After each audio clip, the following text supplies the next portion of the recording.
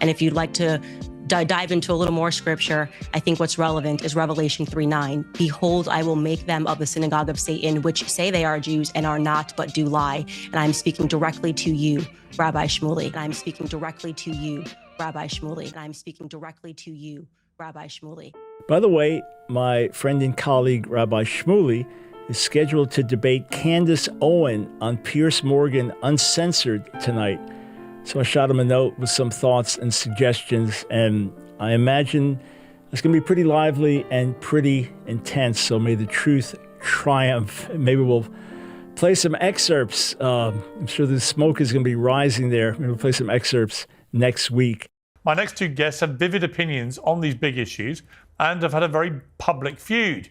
We're bringing them together for what we intend, I hope, to be a proper debate. The topics will be the Israel-Hamas war, anti-Semitism in public life, American involvement in Israel, and Israeli involvement in the United States. And we'll even talk about Michael Jackson, who is relevant to this debate. Both guests will get roughly equal speaking time and a chance to question each other. Speaking of the other guests is not encouraged. Ad hominem attacks are strongly discouraged. I want to give you both the chance to make an opening statement. So, Rabbi Shmuley, you won the toss. We didn't really actually toss, but we both agreed you can do this. You go first. Your opening remarks. Thank you, Piers, for having me, and Candace, thank you for debating me.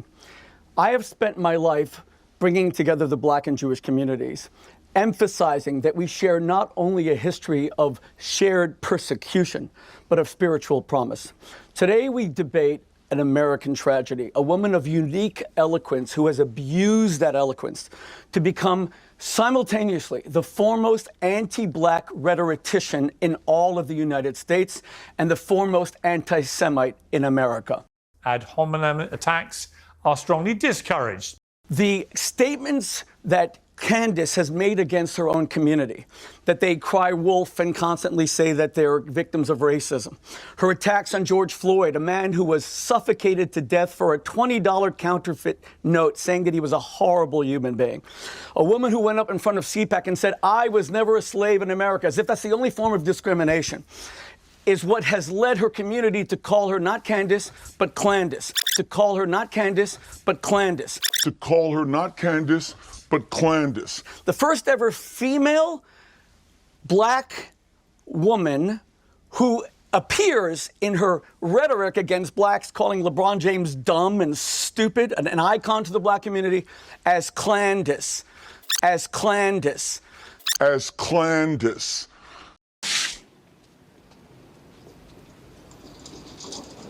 Oh, Miss Sophia. No, Miss Sophia, no! Ad hominem attacks are strongly discouraged. Simultaneously, you have the Jewish community beginning to call her not Candace Owens, but Candace Ovens, because her Goebbels-style rhetoric against Jews, that Jews are nearly all pedophiles. The State of Israel will set up a Theodor Herzl, a pedophile, as a haven for pedophiles. That Judaism is a demonic, satanic cult that only protects pedophiles. And by the way, her absolute obsession with Jewish sexuality and Jewish genitalia, the first lady of France, Brigitte Macron's genitalia, is disturbing. It's one of the reasons I think she hates Sigmund Freud so much, because she's a Freudian field dream in terms of his arguments that the greater the sexual suppression and repression, the greater we see violence. Rabbi Shmuley, I'm interrupting because you've now been speaking for 3 minutes. One final point. So Candace will get exactly the same amount of time. It's up to you, but it's an opening statement, right? And what I would say... May I just say finally, if I may? Well, if it's quick, The biggest issue I have with Candace, to be honest, is that she claims to be a Christian. Candace, didn't Jesus say you're supposed to love your enemies? Is the love you show me that you call me filth twice on the last show that you did with Pierce a piece of filth? You're supposed to love your enemies. Is that turning the other cheek? And Pierce, you're an English gentleman. I've known you for many years. You allowed her to say that without even a piece of filth. When Jesus said that you're supposed to turn the other cheek, where have you ever turned the other cheek? When Jesus said that the meek shall inherit the earth, the arrogance, the nonstop attack against Jews, the demonization. If you are a Christian, then I am the second coming of Christ. Okay.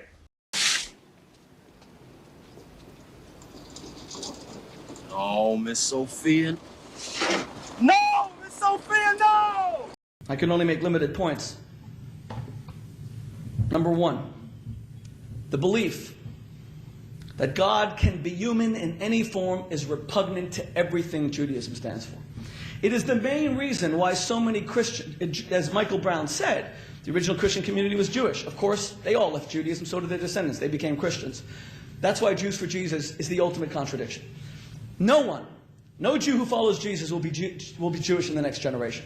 If they are, it's because they work for the organization and they have external Jewish symbols to try to show, don't be so afraid of Jesus, but none of them keep Judaism. This is the spiritual extinction of our people. Here's proof. Michael Brown is one of the people I most love and respect. It's crazy because we're big adversaries in debates, but he's a thoroughly good man, a deeply spiritual man. But there is, aside from his actual Jewish birthright, which is forever and it will never be taken away, there's nothing Jewish about him. Mike is a Christian. He runs a Christian missionary school. He is an ordained minister. He is only Jewish when he comes on this podium, and that's okay, because he'll be my Jewish brother forever and ever. But his children don't practice Judaism. They're fine kids, very, very spiritual Christians. God bless them. But there is absolutely nothing Jewish about it. Period. Jews for Jesus does not work. It leads to the spiritual extinction of our people. Because, as I said, point number one, the belief that a man could be God is repugnant to everything Judaism stands for. Judaism sees such a belief as nothing but the mixture of paganism into monotheism. And that's when Mike said Jesus accomplished so much in his lifetime. Of course, that's not true. He left behind so few followers that you can count them on two hands, or perhaps three hands. It was Paul that really sold Christianity, because he mixed in the pagan idea that Jesus was God. Jesus called himself the Son of Man. It's only in the book of John that you really see him talking about himself as God. But then again, the book of John is very suspect because it's so deeply anti-Semitic. You have Jesus saying in the book of John things like John 8:44, "You Jews are of your father the devil, and your will is to do your father's desires. He was a murderer from the beginning." Jews are all murderers. We've heard that before. They train Christian blood, mix it into their matzahs. Now you know what the origin of this stuff is. And here's what I would like to say to you, Rabbi, since you're quoting scripture, okay? The one that's relevant to me is, woe unto them that call evil good and good evil, that put darkness for light and light for darkness. And if you'd like to dive into a little more scripture, I think what's relevant is Revelation 3:9. Behold, I will make them of the synagogue of Satan, which say they are Jews and are not, but do lie. And I'm speaking directly to you, Rabbi Shmuley. Revelation 3:9. Behold, I will make them of the synagogue of Satan, which say they are Jews and are not, but do lie. Revelation 3:9. Behold, I will make them of the synagogue of Satan, which say they are Jews and are not, but do lie. And I'm speaking directly to you, Rabbi Shmuley. And I'm speaking directly to you, Rabbi Shmuley. And I'm speaking directly to you, Rabbi Shmuley. The fact that you would try to say, I am Jewish, and this is what I believe, and do and say the things that you are doing. People can see and hear evil, and what you are doing right now is an act of evil. The lies that you are telling, not just on me, but also on my family members, are a good example for the world to see what we are referring to when we call something radical Zionism.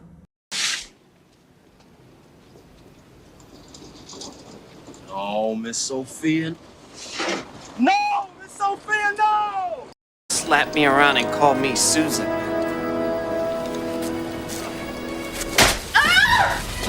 I warned you, Susan. That's 4 minutes you've spoken to. And out of fairness, Candace, if you want to use 4 minutes to respond, you can. All I would note, Rabbi Shmuley, is you've spent 4 minutes personally attacking Candace Owens. I set this up as a debate about what is happening with the Israel-Hamas war, anti-Semitism, and so on and so on. You've turned it all completely, immediately, into an ad hominem onslaught against Candace. How could you possibly say that? You are speaking to a woman who says the Jews are a ring of demonic pedophiles, and you're saying that I have no right to defend my people? Pierce, you have to stop this once and for all. There was nothing ad hominem at all. All right. When Candace says that the black community you've had your say. is a bunch of crybabies, okay. Everything I said was policy. I could not disagree more. Candace will now get the same amount of time, if you want it, Candace, to respond. Thank you, Pierce. And I don't think I really do need to respond to the ad hominem attacks. I think actually one of the things that plausibly unites people across all religions, Muslims, Jews, Christians, is that we all recognize that Rabbi Shmuley is unhinged. He's just mentally, in my view, unwell. And I don't say that as an attack. I say that as just a reality, because I've never seen someone just make things up out of thin air that were never said. And trying to screen that as a defense of Black people. The Black people will never accept Rabbi Shmuley after Michael Jackson put him on a list of people who he felt were ruining his life. So you can stop your pleas with Black America, they won't work. Now, going back to the context of what you've asked us to speak about today, I think one of the things that the world is recognizing, and what we've always recognized, is that there are radical fringe sects that break out within every single religion, amongst every race. There's white supremacy, there's Black supremacy, there's radical Islam, there are all of these Christ cults around the world. And I think right now it's important for people to understand that radical Judaism is also a thing, and you're watching an example of it right now on your screen. The person sitting across from me, or sitting next to me, I guess, it posted on his Facebook page in 2016 a tribute to someone who he said was his mentor. That was Rabbi Mendel Schneerson. He said he was his mentor and his friend. Now, for those of you who are not familiar with Rabbi Schneerson, there were some Jews who believed that he was and is the Messiah. So rejecting Christ, but believing that that rabbi was his Messiah. Now, you may remember in the news recently, there was this radicalized faction of the Lubavitch Orthodox community in Brooklyn that were digging tunnels in Brooklyn and hurling benches at police officers. Police make a wild discovery underneath a synagogue in Brooklyn. An illegal tunnel found below the Chabad Lubavitch World Headquarters in Crown Heights. All right, Fox 5's Lisa Evers takes a look at how it was discovered. 9 men are facing charges this afternoon after police say they dug a secret tunnel into the sanctuary of the Chabad Lubavitch headquarters in Brooklyn. The men, described by police as extremist students, are accused of digging the tunnel so that they would be able to have access to the sanctuary after hours. And when a cement truck was brought in to fill that tunnel, the men stood in the tunnel, refusing to leave. The discovery of a secret tunnel eventually led to a massive brawl inside a 100-year-old synagogue in Brooklyn, New York. Known as 770, the synagogue serves one of the largest groups of Hasidic Jews in the world. Now, luckily, no injuries were reported from this brawl, believe it or not. But what the hell sparked it? What is behind the brawl in the first place? What got people so fired up? Well, it was all over the discovery of a tunnel and an attempt by authorities to fill it with cement. So you see a gentleman coming out of that tunnel. This isn't in the Middle East, guys. This is in Brooklyn, okay? This is in Brooklyn. Who is the real Netanyahu? What does he stand for?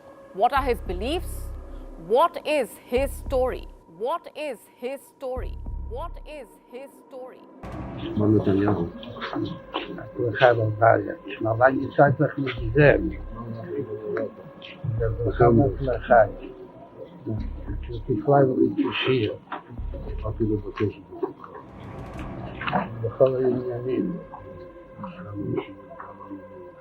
בזמן שישראל לאחרונה נמצאת בפיצו כמה עניינים.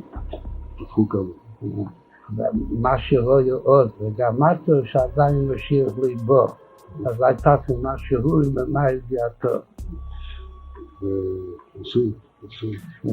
הכנראה שהיא מספיק, כאילו שהיום כבר שוד, כמה שוד בגיר ועדיין ליבו. אבל יש עוד כמה שעות, אז יש להשתדל גם היום, בבשורות טובות. יש שמחה וטוב לבוא.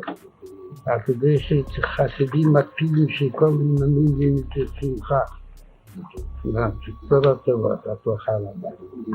They couldn't even define in this bill what anti-Semitism is, although that the American Jewish Committee just did. They said anti-Zionism is anti-Semitism, so that's your definition now. If you say anything against Israel, it's anti-Semitism. This bill, they had a hard time defining it. They also can't define what a Jew is. In New York City, 20,000 Hasidic Jews still keep traditions which have remained unaltered for centuries. They are called the Lubavitch Chabad.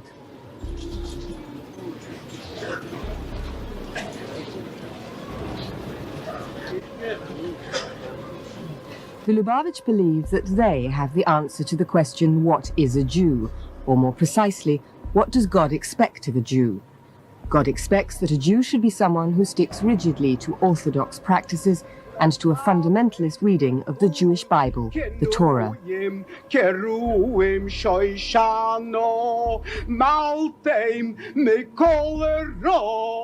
Crown Heights, Brooklyn is the headquarters of a movement which has set up communities in 28 countries.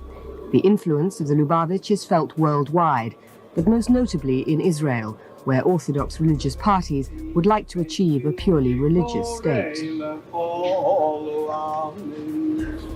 Hasidism began in Eastern Europe in the 18th century and was argued over even then. It attracted thousands to its emotional, mystical worship, but existing orthodoxy opposed it. Hasidic life centers on a charismatic leader known as the Rebbe. The Lubavitch Rebbe is Menachem Mendel Schneerson. He's the seventh in a dynasty which stretches back 200 years.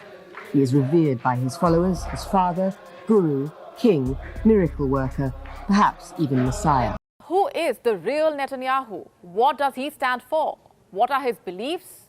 What is his story? What is his story? What is his story?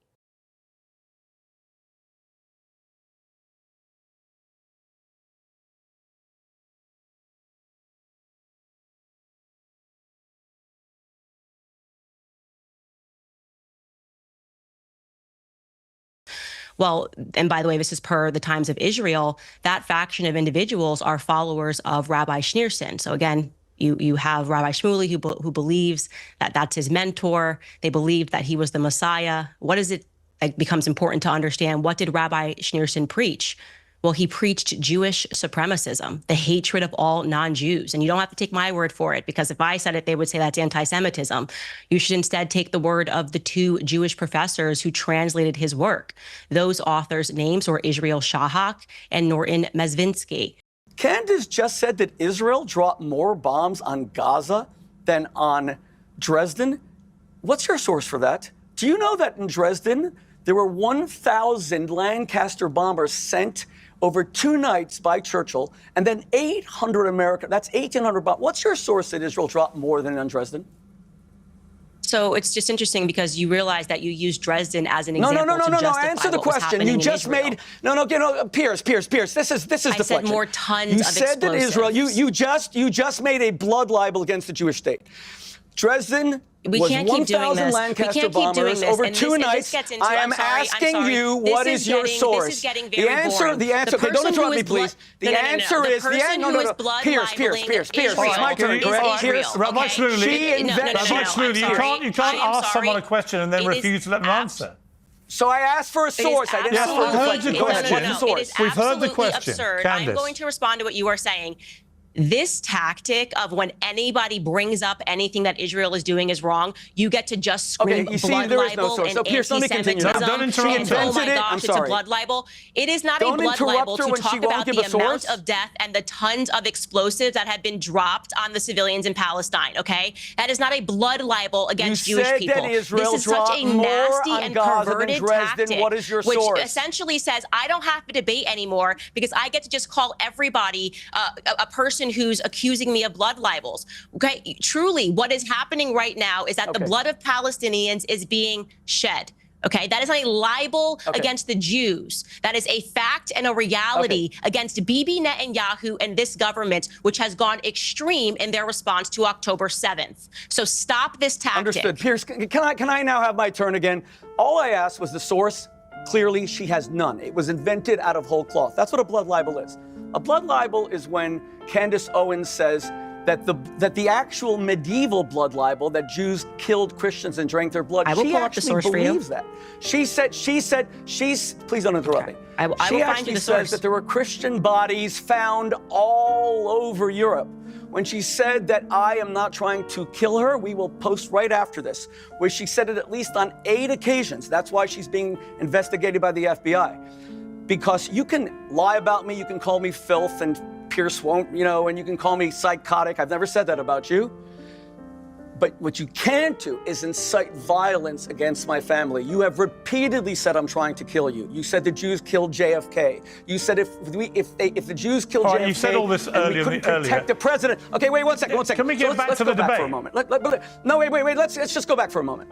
No, Pierce, I have to respond to things. Would you like a when source? Candace says that it is when Candace says it is demonic. You wanted the source from Candace. I never got. You I wanted never, the I never got between. Rabbi Shmuley, you wanted the source from Candace. I think she's. You will not I think let she me has speak. one. Well, why don't you let her answer? I think she has one. Let me fact check this source as well. So 70,000 Yes, I want to see where Israel dropped more bombs on Gaza than Dresden. Go 70,000 ahead. tons of explosive have been dropped on the Gaza Strip. Let's see how many tons of explosives were dropped on Dresden. 1 second. You mean she said it and now she's fact-checking it? You're kidding me, right? Well, you're asking me to give you the direct source live, and I'm going to look it up for you, so give me 1 second. I don't have a computer on me. I don't have a computer on me. This is ridiculous. Let her finish. This is a cheat sheet. This is absurd. Let her answer the question. Go ahead. Candace. So 2,700 tons of bombs were dropped on Dresden in an 800 bomber air raid. And that is according to Britannica, the encyclopedia. And what was the tonnage of bombs dropped in Gaza? In Gaza, it was 70,000 tons of explosives were dropped in the Gaza Strip, and I got that from CNN. Through the duration of the war to date? Is that the timescale? Yes. Okay. So Rabbi Shmuley, which that would they're seem to saying be has surpassed So let's be clear. Let's be Dresden, clear. So Hamburg, over and 11 London months, during World War II. she's comparing an 11-month war to a single night in Dresden. That's clearly absurd. I'm glad that she has her cheat sheet, her computer in front of her. But notice, she made this you called it a statement blood libel. not knowing what she was talking about. What she Just a said. moment, please.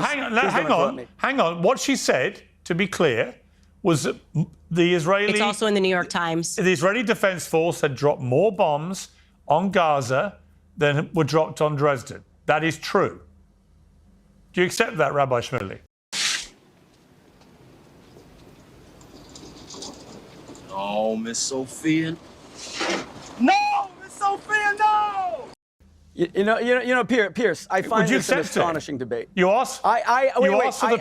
First of all, first of all, I don't. Wait. What do you mean it's true? Because she said it's true? No, do you accept that's true? Fact checkers? The New York Times says it's true. Is this a serious show? Wait. Every time I try to speak, you asked for a source. You called it a blood libel. You asked for a source. Fortunately, we had time to look it up. Excuse me, you are interrupting me. She made a definitive statement. She admitted she had no source. She had to then use her computer. It's absurd that she has a computer during this debate. But she was right. Because she had to look it up. 1 second. But she was right. Now she's saying that over an 11-month war. No, we don't know that she's right because your fact checkers haven't checked it, and my fact checkers haven't checked it. But let's just go back for a moment. Israel was attacked in the most savage way, and women were gang raped, their breasts were cut off. Candace recently had a guest on who even denies that women were raped. Now she's saying it's in the New York Times. She said the other day that the New York Times lied and fabricated about the mass rape of women. She had the former press secretary of Bernie Sanders who denies that. Now she suddenly likes the New York Times. You are speaking to the #1 critic of the New York Times in America. And by the way, this is a typical thing. Candace will say there's no racism in America. Then she will sue, which she did, the Stanford, Connecticut Board of Education for a $40,000 settlement against racism. She then went on a show and fabricated and said it wasn't a settlement, it was actually for tutors for 1 month. You tell me which tutors are paid $40,000 per month. She will say that I have no right to bring up her family. First of all, I didn't. It was her own father-in-law who condemned her. But she can bring up Brigitte Macron, she can bring up Emmanuel, she can destroy their marriage. Obsess, and you were very good on that, Pierce, challenging her. She can destroy other people's marriages. And you know what's also interesting? But hang on. The day after. Wait. Don't just keep talking. One final point. The day after October 7th, she said nothing for a few days, never condemned it. Yeah. And when you asked her on the show, she said, Pierce, I never talk about anything international. Is Brigitte Macron an American? But so she can speak about the genitals of the First Lady of France for months, but not condemn the gang rape of Jewish women? I've already said to Candace, I don't believe a word of the Brigitte Macron thing. What I would say about what you've just quoted Lord Farmer as saying, you said that he condemned Candace in the statement he put on X. He didn't condemn her. I've just read it again. And there's no condemnation of his daughter-in-law. He simply set You're out... kidding. Read the first line. In view of public comments from a high-profile member of my family, I want to put my own views on anti-Semitism and Israel's current military campaign in Gaza on public record. Where's the condemnation? Thank you very much. Candace? Thank you. So where's the condemnation? Thank you. So let's get the time.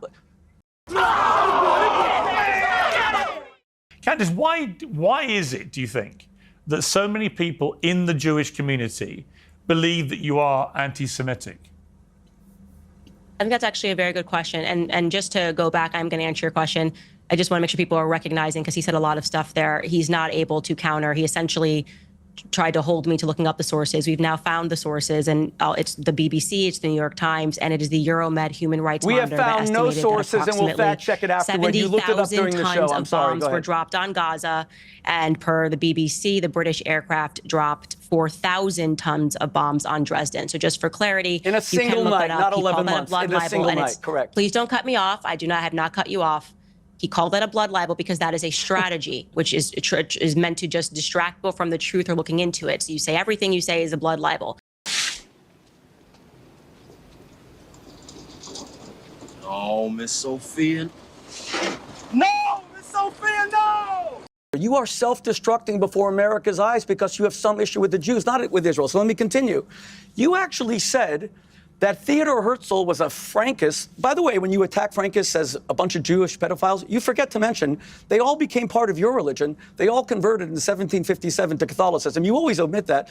But you said that Theodor Herzl was a Frankist, and you said he set up the state of Israel as a refuge for pedophiles. This is before Gaza. This is before Rafah, as a refuge for Jewish pedophiles.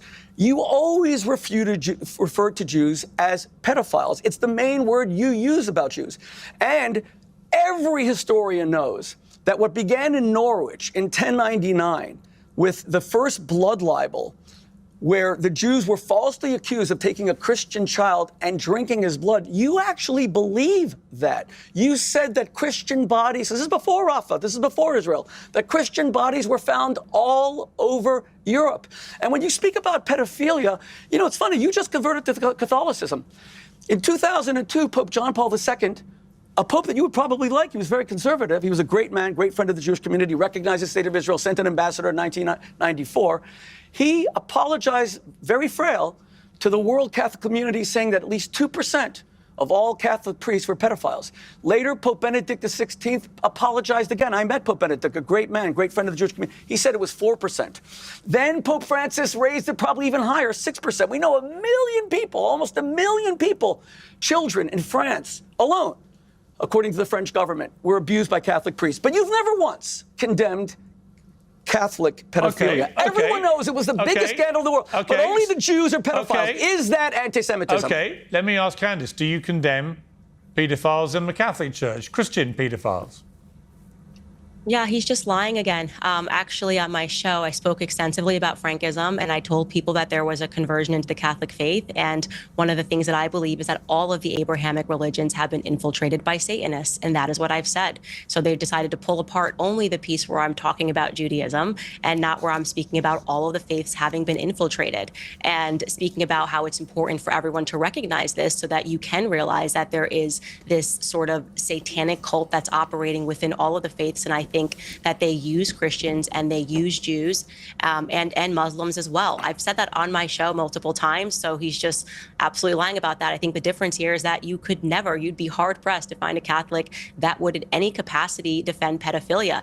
Now, regarding what he is saying that I said Judaism is filled with pedophiles, that is objectively a nonsense. I am a Christian. I'm aware of what the first 5 books of my Bible are. That would be me insinuating that, okay, well, the first 5 books of my Bible are inspired by pedophilia. That's absolutely false. What I said, and I'm hopeful that this is something that the rabbi will agree with, is that it is a fact that Jewish pedophiles, American Jewish pedophiles, escape and run and hide in Israel, where they are given safe harbor by the government. That is a fact. They will not extradite our pedophiles. That is an absolute nonsense, given the many billions of dollars that we give to Israel, that we can't get back the men that are raping children, okay?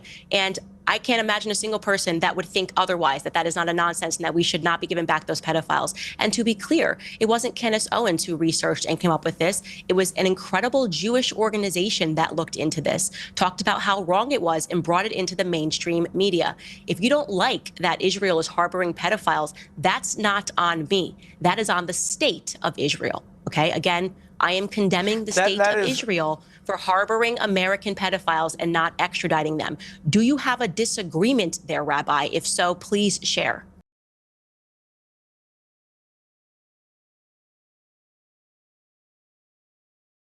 A CBS News investigation has uncovered a loophole that allows accused and convicted American pedophiles to escape justice by moving to Israel. So Ian Lee has been following this for more than a year, and he traveled to Israel for this investigation. He worked with a group that tracks people accused of sex crimes, which estimates dozens of Americans have used this loophole. So, you know, he's 6'2". We are on a stakeout looking for this man, Jimmy Julius Caro, 48 years old and wanted on charges of sexually assaulting a 9-year-old girl in Oregon back in 2000 and a 5-year-old girl in Israel in 2001. He's considered dangerous. But these photos are a few years old, so we don't know if he'll look the same. He remains elusive. Previous attempts to capture him have failed. Obviously, the fear that he would somehow figure out that anyone's looking for him and bolt. He just called his number. Shauna Aronson got a tip that Caro's expected at this clinic near Tel Aviv. Who's going to call the She's with JCW, Jewish Community Watch, an organization that hunts down accused pedophiles who flee to Israel from the U.S., exploiting a process called law of return, whereby any Jewish person can move to Israel and automatically gain citizenship.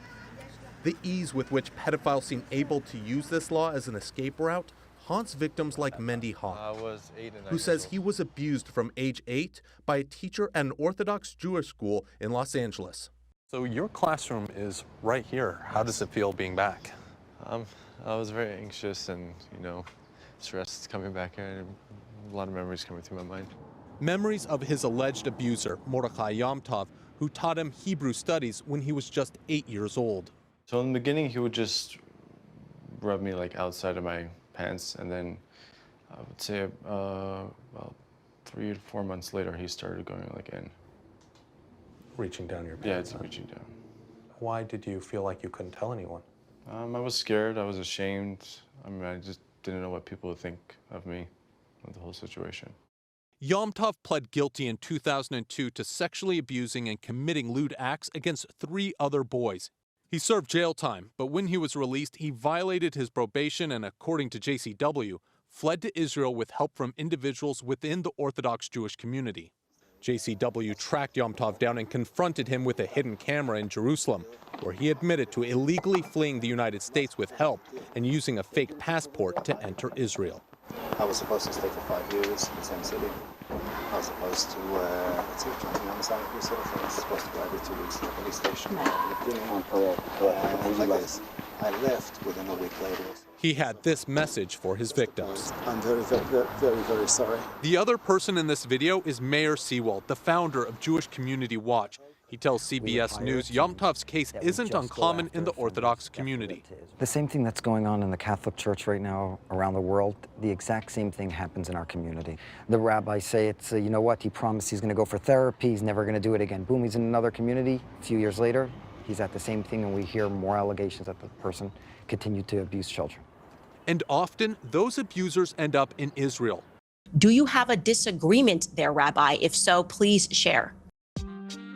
Let's see what's inside the Talmud that contradicts Torah. What does the Talmud say about pedophilia? In the case of a male child, a young one is not regarded as on a par with an old one, but a young beast is treated as an old one. What is meant by this? Rob said, pederasty with a child below 9 years of age is not deemed as pederasty with a child above that. Samuel said pederasty with a child below 3 years is not treated as with a child above that. What is the basis of their dispute? Rob maintains that only he who is able to engage in sexual intercourse may, as the passive object of pederasty, throw guilt upon the active offender, whilst he who is unable to engage in sexual intercourse cannot be a passive subject. But let's go to the footnote to better explain what I just read. This is the footnote 54b. The reference is to the passive subject of sodomy. As stated, Supra 54a, guilt is incurred by the active participant even if the former be a minor. An example, less than 13 years old. Now, however, it is stated that within this age, a distinction is drawn. So what is the age of distinction?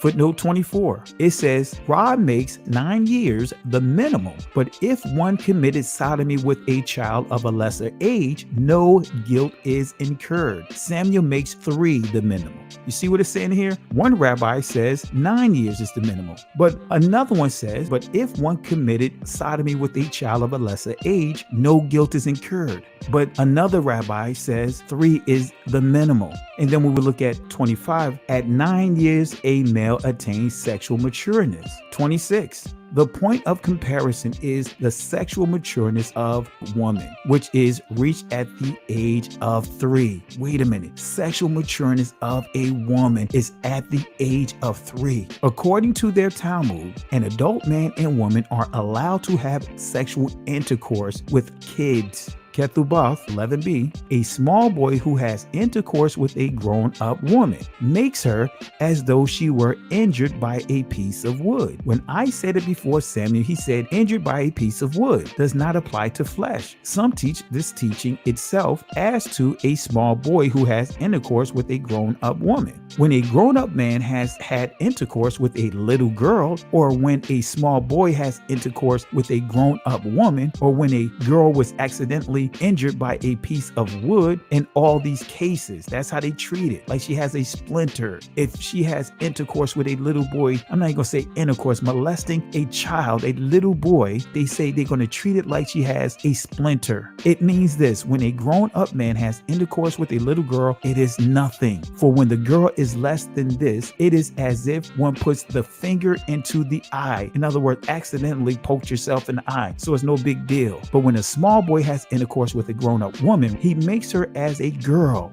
reduces her to a girl who is injured by a piece of wood. In other words, a girl having a splinter in her hand. Let's see the footnotes. It says, footnote number 1, although the intercourse of a small boy is not regarded as a sexual act. Wait a minute. It's perversion. Although intercourse, no, it's raping, not just no intercourse. It's a raping, it's molesting. Although the intercourse of a small boy is not regarded as a sexual act, nevertheless, the woman is injured by it as by a piece of wood. 6, you see less than 3 years old. We go to 7, an example, tears come to the eye again and again. So does virginity. In other words, it'll come back, she'll grow out of it. So does virginity come back to the little girl under 3 years old. Stuff is sick. This is sick. Do you have a disagreement there, Rabbi? If so, please share. Now you can have 2, so why not? The answer, as I thought about it, is that it's not as effective because the tube does not seal as well. It's not as pliable.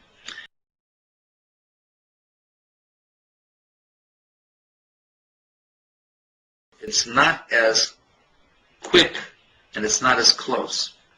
You have to have a quick suction action. There's the theory, some people feel that it is, some people feel that it's not, that the saliva of a human being has some antiseptic qualities. And it's actually brought in the halacha of the Talmud that the saliva of certain people were actually used as curatives. Saliva is not a bad thing. Saliva has elements of cleaning, of antiseptic elements within it. The suction process of the mouth is quicker, more pliable, and it's more exact and works much better. Do you have a disagreement there, Rabbi? If so, please share. Thank you, Candace. Not only is that an absolute lie and fabrication against Israel. What's your thoughts? Please be respectful with your comments. Also, please click the like, click the notification bell, and subscribe to this channel. Listen, Genesis chapter 11 verse 10 explains the genealogy of Shem. Shem was a black man. in Africa. If you repeat this back, Genesis 14, verse 13, Abraham steps on the scene. Being a descendant of Shem, which is a fact, means Abraham too was Abraham, born in the city of a black man, called Nimrod, grandson of Ham. Ham had 4 sons. One was named Canaan. Here, let me do some explaining. Abraham, Isaac was Jacob had 12 sons, for real, and these were the children of Israel. According to Genesis chapter 10, these were the children of Israel. According to Genesis chapter 10, these were the children of Israel. According to Genesis chapter 10.